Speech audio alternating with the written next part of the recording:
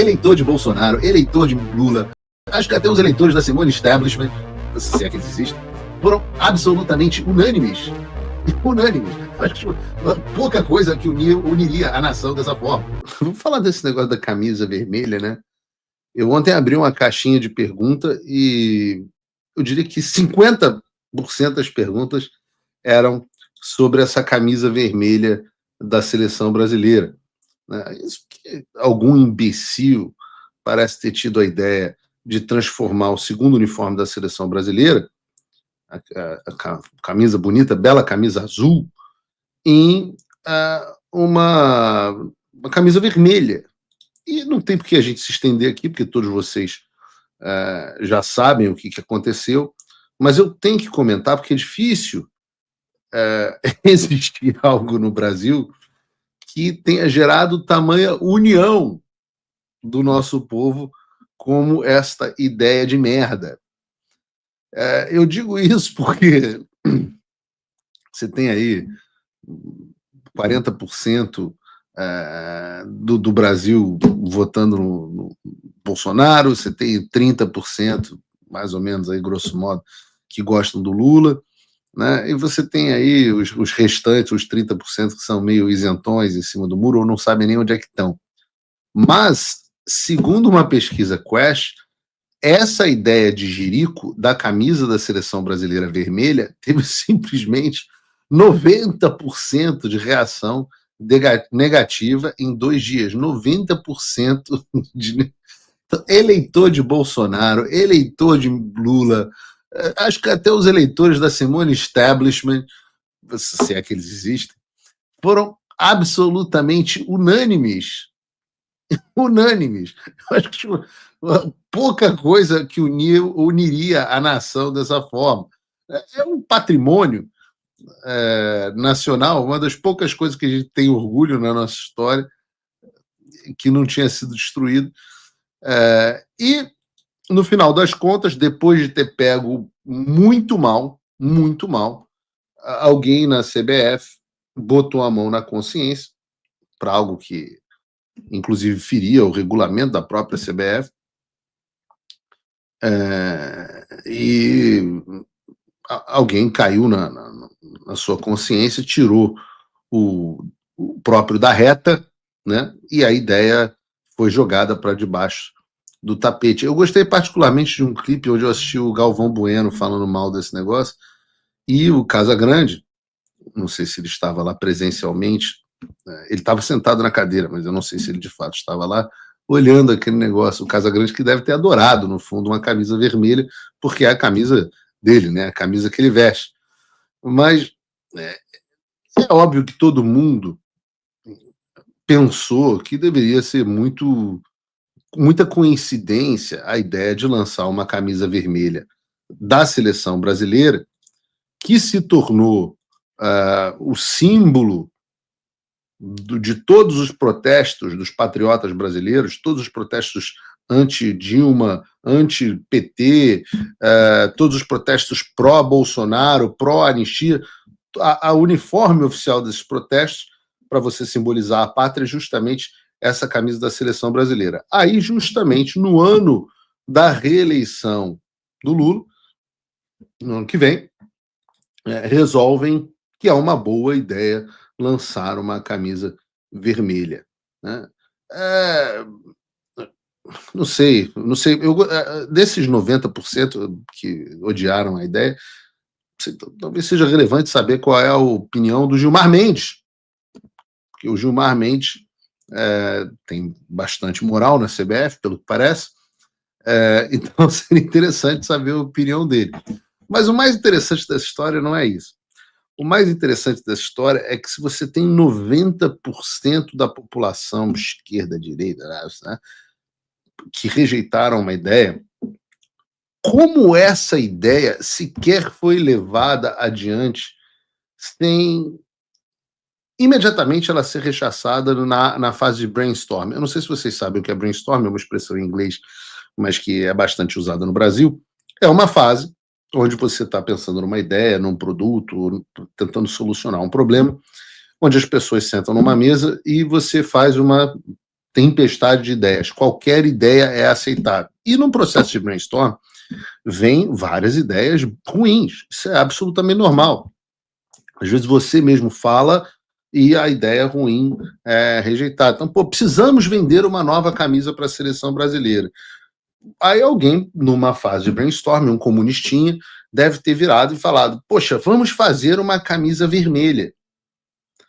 Só que essa ideia, numa fase de brainstorm, deveria, algum ser humano, um adulto na sala, deveria ter falado, feito como Batman, dado um tapa na cara do Robin, e falar, deixa de ser burro, moleque, que camisa vermelha, o cacete, isso é o maior símbolo do Brasil, é a camisa da seleção, pô. Mesmo que seja a camisa azul e não a camisa amarela, você não mexe com um troço desse. E a ideia deveria ter acabado aí. Mas não. A ideia partiu da fase de brainstorm e todas as pessoas na mesa dessa agência de publicidade ou grupo de marketing que atende o fabricante da camisa falaram, não, boa ideia, pô, esse negócio de vermelha, né? Pois é, tem a amarela, que tem, pô, apelo para o público do Bolsonaro, então vamos fazer uma vermelha que vai ter apelo para o público do Lula. Aí alguém falou, porra, gênio! Que gênio! Em vez de que burro dá zero para ele, que gênio. E aquilo foi, levaram para a CBF. E a CBF foi lá e falou assim, poxa, boa ideia, vamos continuar, vamos levar isso adiante. Tudo isso aconteceu. E ninguém, até que a coisa já fosse, tivesse fedendo no país inteiro, teve a ideia de virar e falar assim, porra, não, gente, que isso? Que ideia de bosta é essa? Por que isso é tão interessante? Porque um dos fenômenos que caracteriza o descasamento e o fenômeno político que a gente está vivendo hoje em dia, onde você tem a revolta das pessoas comuns contra as elites, é justamente esse descasamento entre o planeta em que essas pessoas vivem e o planeta em que as pessoas comuns vivem. Ora, eu digo a vocês, eu fiz faculdade de comunicação. Se você for pegar a média das pessoas que fizeram faculdade de comunicação, e eu saí da faculdade há 20 anos atrás, um pouquinho menos. Se você for pegar hoje a cabeça das pessoas que estão dentro dessas universidades, a cabeça dessas pessoas que fazem parte das agências de publicidade, não há nenhuma conexão com o cidadão comum. Então vejam, se você pegar uma pesquisa, qualquer pesquisa, você vai ver que 95% das pessoas são heterossexuais, cisgênero, como eles gostam de dizer, cristãos, e por aí vai. Acreditam em família tradicional, amam os pais que amam seus filhos que amam seus pais, ou pelo menos idealizam uma família estruturada. Quando você pega e faz uma pesquisa, por exemplo, dentro da redação do Globo, ou dentro de uma dessas agências de publicidade que atendem grandes empresas, é só gente esquisita. É só gente esquisita. É uma gente feia pra cacete, um bando de menina de cabelo colorido, cabelo no sovaco, com a gigorda, com a barriga jogando para fora, um senso estético depravado, uns piercing, tudo que é lugar, umas tatuagens esquisitas, nada contra tatuagem, tem tatuagem enorme aqui no braço, mas até tatuagem tem que ter bom gosto. É um bando de gente esquisita. São pessoas absolutamente desestruturadas. E essas são as pessoas que estão tomando este tipo de decisão. Estas são as pessoas que estão na redação do Globo. Essas são as pessoas que estão dentro do Projac. Por isso que essas são as pessoas que estão em Hollywood. Por isso que as atrizes de Hollywood são hoje horrorosas. Né? Eles tentam elevar a símbolos de beleza mulheres horrendas. É claro que você tem uma Ana de Armas, claro que você tem uma Margot Robbie, você tem, obviamente, atrizes ainda bonitas, mas eles tentam levar aquela menina, como é o nome daquela horrorosa que botaram para fazer a Mary Jane no filme do Homem-Aranha? MJ? Como é o nome dessa menina? Botem aqui no chat para mim. Uma coisa horrorosa, a menina é horrenda. Se você está olhando aquela menina no Tinder, você passa para a esquerda. onde ela merece, de onde ela provavelmente vem, para a esquerda. A Branca de Neve, que Zendaya, nome de suco, aquele suco verde que você toma me vê um suco aí de pitanga com Zendaya. Horrorosa. Eu não gosto nem de lembrar o nome de Mulher Feia. Mulher Feia, não lembro nem o nome. A outra, faz agora Snow White, a Branca de Neve. Mulher horrorosa, horrorosa, esquálida. Eu não vejo novela da Globo, mas quando vejo, até as meninas da Globo que eram bonitas, um bando de menina feia. Por quê? Porque há um descolamento. O cérebro dessas pessoas virou geleia. O cérebro dessas pessoas que sugerem e aprovam uma camisa vermelha virou geleia. Virou geleia. Por outro lado, eu estava, alguns de vocês sabem, eu estava na Itália 2 semanas atrás e, obviamente, fiz turismo e tal, e fui à Basílica de São Pedro, o Papa estava vivo ainda, com a minha mulher. E a gente andava pela Basílica de São Pedro e olhava e falava assim, nossa, quanta gente bonita aqui. Mulheres bonitas, homens bonitos, senhoras bonitas, senhores bonitos. Eu tive essa impressão, por exemplo, quando eu fui no show do Jordan Peterson.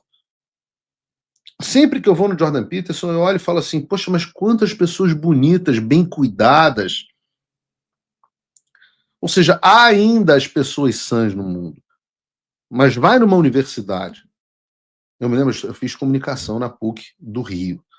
Naquela época, o senso estético ainda não tinha. Óbvio, já tinha umas esquisitinhas, mas não era ainda uma coisa preponderante. A gente brincava que o Pilotis do Kennedy, que era o prédio que abrigava a Faculdade de Comunicação Social e do lado também a Faculdade de Economia, para onde eu fui depois, era o lugar mais bonito, onde das mulheres mais bonitas do Brasil. A gente brincava, pô, essa mulher aí da Globo some no Pilotis do Kennedy. As mulheres eram lindas. Hoje você vai olhar os vídeos das universidades, são pessoas absolutamente destruídas. Destruídas. É uma destruição estética. E eu tenho essa briga com parte dos conservadores brasileiros, né, porque você tem uma coisa meio do toscão, né, o Bolsonaro tem muito essa característica de ódio ao tosco e tal, e eu sempre falo, nós, os conservadores, somos aqueles que exaltamos a beleza. Nós achamos uma mulher bonita algo tão fascinante quanto uma fogueira que você não consegue parar de olhar, né? Então, essas são as pessoas. O fenômeno que está por trás de a camisa vermelha da CBF ter chegado a um ambiente de ser cogitada é a destruição completa do que se passa na cabeça das pessoas. Ou em velho português, perderam completamente a noção do ridículo. E é isso que explica a redação dos jornais, é o mesmo fenômeno.